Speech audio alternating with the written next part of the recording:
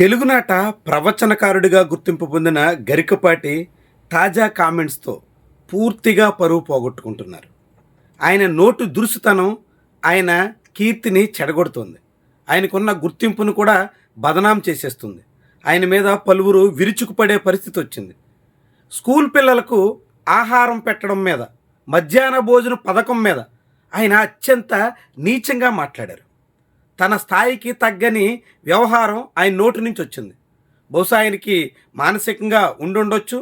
సాధారణ పిల్లలు, పేద పిల్లలు చదువుకోవడం ఏంటి, వాళ్ళు విద్యావంతులు కావడం ఏంటి, వాళ్ళు చదువుకోవడానికి మధ్యాహ్న భోజనం సహా అందులో కోడిగుడ్లు వంటివి పెట్టి వాళ్ళని పోషించడం ఏంటి అనే భావన ఆయన నరనరాన ఉందేమో అనే అనుమానం కూడా కలగక మానదు.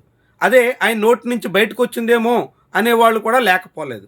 అందుకే ఇప్పుడు గరికపాటి తీరు మీద చాలామంది విరుచుకుపడుతున్నారు, తీవ్రంగా మండిపడుతున్నారు. ఆయన క్షమాపణ చెప్పాలి అని డిమాండ్ చేస్తున్నారు.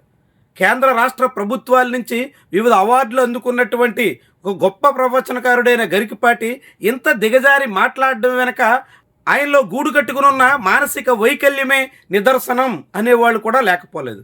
ఏవైనా గరికపాటి అనూహ్యమైనటువంటి వివాదంలో ఇరుక్కుని తన నోటి దురుసుతనంతో తన పరువు తనే తీసుకుంటున్నట్టుగా చెప్పాల్సి ఉంటుంది.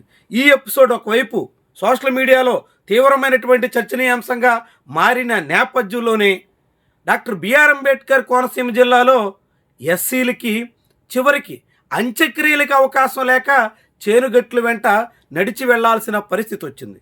రోడ్డు మీద వెళ్లకుండా, మృతదేహాన్ని బరియల్ గ్రౌండ్కి తరలించకుండా కొంతమంది కుల దురహంకారులు అడ్డుకోవడం ఈ వివాదానికి అసలు కారణం. పి గన్నవరం అసెంబ్లీ నియోజకవర్గం పరిధిలోని కందాలపల్లిలో జరిగినటువంటి ఈ ఘటన మీద ఇప్పటికే తీవ్రమైన నిరసన వ్యక్తమైంది. జీవి హర్ష్ కుమార్ లాంటి మాజీ ఎంపీ నేరుగా రంగంలోకి దిగి ఆందోళనకు పూనుకున్నారు. ఆ తర్వాత పోలీసులు కూడా స్పందించారు. 10 మంది మీద ఎస్సీ ఎస్టీ అట్రాసిటీ యాక్ట్ కింద చర్యలు కూడా తీసుకుంటాం అని ఎఫ్ఐఆర్ కూడా నమోదు చేశారు. అయితే ఇంత దురహంకారంతో ఎలా సాగుతున్నారు అన్నది ప్రశ్న. ఆ జిల్లాకి డాక్టర్ బిఆర్ అంబేద్కర్ పేరుంది. అలాంటి ఒక సామాజిక విప్లవకారుడి పేరుతో ఉన్న జిల్లాలోనే సామాజిక న్యాయం జరగకుండా అత్యంత అమానుషమైనటువంటి అంటరానితనాన్ని పాటించేలా ఎస్సీల మృతదేహం తమ వీధిలోంచి వెళ్ళొద్దు అని అడ్డుకున్నటువంటి వైనం తీవ్రంగా కలవరపరిచేటువంటి వ్యవహారం. కులం కారణంగా ఎస్సీలు అనేటువంటి పేరుతో తమ వీధిలోంచి మృతదేహాన్ని తరలించకూడదని అడ్డుకోవడంతో పొలాల గట్ల వెంబడి అత్యంత కష్టమైన పరిస్థితులతో ఆ మృతదేహాన్ని తరలించాల్సినటువంటి దుస్థితి రావడం చాలా కలచివేసేటువంటి వ్యవహారం. ఒకవైపు గరికపాటి లాంటి వాళ్ళు నోటి దురుసుతనంతో దిగువ స్థాయి సాధారణ పేద పిల్లల మీద అత్యంత అమానుషంగా వ్యాఖ్యలు చేస్తుంటే, ఇలా మరికొందరు ఖండకావరంతో కులహంకారంతో ఎస్సీల మృతదేహాన్ని తరలించకూడదు అనేటువంటి పద్ధతిని అడ్డుకోవడం అనేది ప్రస్తుతం ఉన్న సొసైటీ పరిస్థితిని చాటుతోంది. కొంతమంది దేనికైనా తెగించేస్తున్నటువంటి ధోరణికి తార్కాణంగా ఉంటుంది.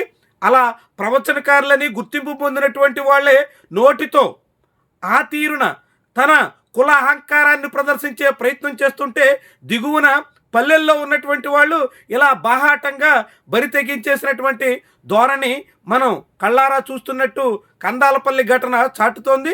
ఇలాంటి పరిస్థితుల మీద ప్రభుత్వం పూర్తిగా స్పందించి సమగ్రంగా వ్యవహరించి సమర్థవంతమైనటువంటి చర్యలు తీసుకోకపోతే పదే పదే పునరావృతమయ్యే ప్రమాదం ఉంటుంది. పి గన్నవరం అసెంబ్లీ నియోజకవర్గం నుంచి జనసేన పార్టీ ఎమ్మెల్యే ప్రాతినిధ్యం వహిస్తున్నారు గిడ్డి సత్యనారాయణ. మరి పవన్ కళ్యాణ్ సామాజిక న్యాయం, కుల మతాల ప్రస్తావన లేనటువంటి రాజ్యం, ఇలా చాలా నినాదాలు, 7 సూత్రాలు చాలా చెప్పున్నారు కదా. మరి ఇప్పుడు ఈ కులం కారణంగానే కందాలపల్లిలో మృతదేహాన్ని తరలించడానికి కూడా అడ్డుకున్నటువంటి వాళ్ళ మీద ఏం చర్యలు తీసుకుంటారు, ఎలా కట్టడి చేస్తారు, ఎంత మేరకు నియంత్రిస్తారు? పవన్ కళ్యాణ్ కూడా సమాధానం చెప్పాల్సి ఉంటుంది. ఇలాంటి పరిస్థితి పునరావృతం కాకుండా అడ్డుకోవాల్సిన బాధ్యత కూడా ఉంటుంది.